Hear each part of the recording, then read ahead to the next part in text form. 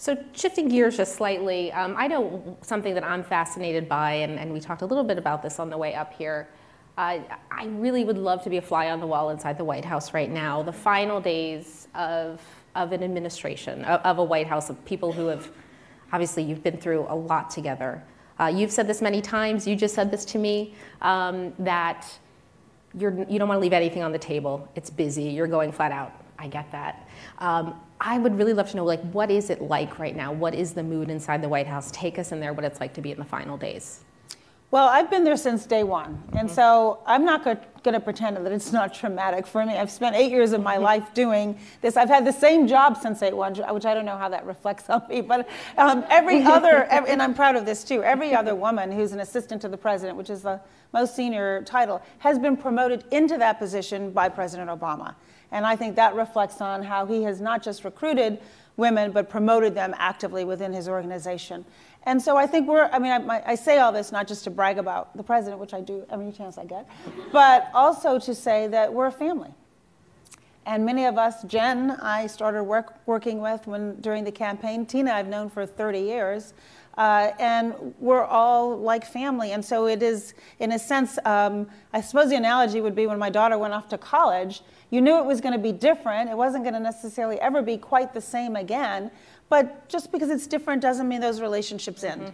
But it is hard to say goodbye, and to the people and also to the privilege of working in the White House. So there's that element. The president has been clear with us that our #1 priority, other than finishing up the business that we have left to do before January 20th, is to ensure a smooth and orderly transition. And I often say, as the president has said, that President George Bush and his team could not have been more supportive of us. And I was skeptical. I was one of the co-chairs of the president's transition. And I didn't expect, considering that we'd been quite critical of him during the campaign, that he and his team would be as supportive as they were. They were terrific.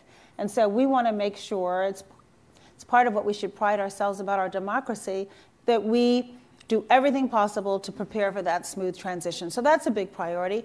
And then the other thing that's taking up a fair amount of my time is I want to make sure that all the folks on my team land well. I think that will be a part of our legacy, to see them go out and change the world from outside of the White House. And so I'm trying to help them as well. So, obviously, we were surprised by the outcome of the election, and it kind of, was I'm not sure what the right analogy would be, but like a punch in the stomach, let's say. Soul crushing might be another description.